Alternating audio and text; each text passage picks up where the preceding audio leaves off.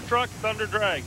Prior to the competition, Gary Lee was out roaming the pit area and had this report. Army, the phrase up close and personal takes on a whole new meaning when we talk about monster truck racing. Before every Penda Points Championship event, there's an autograph party.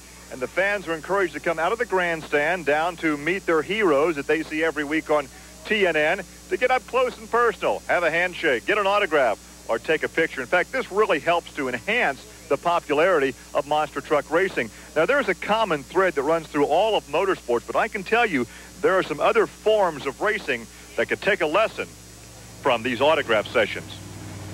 You got to remember, all these little boys and girls you see down there are going to be buying trucks when they get about 16 or 17 years old. Well, we go into the next round of competition as Bigfoot goes to the starting line. He'll be going up against the Hercules truck. Rampage against the Super Truck number 20. Predator against the Stinger. And Overkill and the Executioner. That'll be the round out for this round, Gary Lee. Tim Tesmer and Hercules against Dan Runte and Bigfoot. There's a look at Tim from the Buckeye State of Ohio. Didn't have to travel too far to be here this weekend. And he has the unenviable task of taking on the so far undefeated Dan Runte in the big blue Ford. You know, what you're looking at is a classic example of the factory racer against the privateer. And that's not taking anything against anybody. Dan Runte works just as hard as anybody out there. But you got a top end and a bottom end to the spectrum. And that's what you're looking at here. A guy on the far side's pulling all the money off his hip. Guy that's going to take the win cashes the corporate check. Well, of course, there's no ill effects there from the tire problem we saw in qualifying. They changed the rear tires on Bigfoot, and he went through round one and now has advanced to the semifinals with his victory here in round two. Gary Lee taught him how to do that, folks. Yeah. That's the Stinger impersonation from the grandstand up there. There's Rampage. Todd Frolic being staged against Bill Haslett in the Super Truck 20, which is a large version of the new Craftsman NASCAR Super Trucks. You know, and people really like this. Well, immediately people were drawn to this truck when it had the big number on the side. So the guys at NASCAR are doing a great job of marketing this new class of trucks. So it's the Fred Schaefer truck with Frolic in the cockpit there nearest your vantage point. Frolic's a good driver. Let me tell you something. It's a good truck. He's a good driver.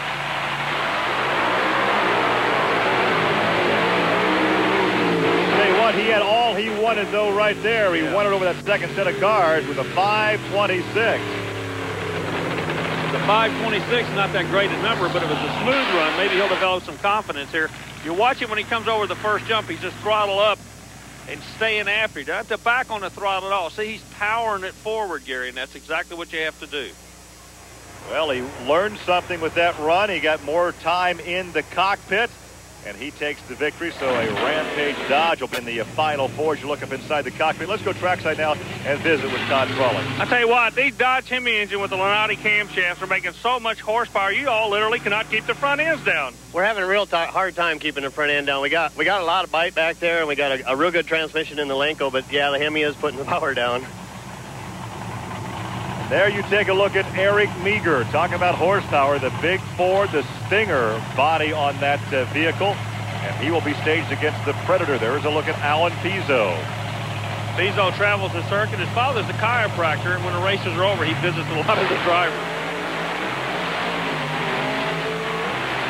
Well, a good run for Pizzo, but not good enough. He almost got that wall over there as Eric Meager takes it at a 5.07. Well, I tell you what, we've seen a lot of tough landings here in both lanes. They're really hitting hard after that second jump, and I don't know why. Maybe you got to set a truck up that way to go straight. You got to give the straightness away for the impact on the end, Gary. Well, there's a look in slow motion of that the impact on the landing for Eric Meager. He has ample space to get her woed. And then we take a look head on now at the Predator. Again, a tough landing for Alan Pizzo, but he has come a long way just this weekend. He's made great strides to compete with the heavyweights. You see how close he got there to the outside of that lane as we take you back trackside with Eric Meager.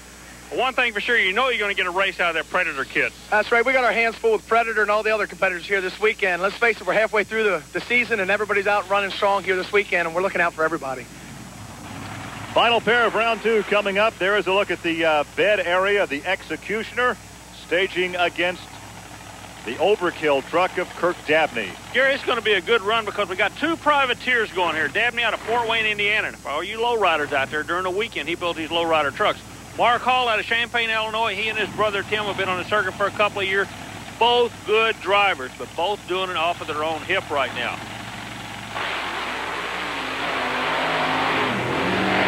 Some problems in the far lane there, Army.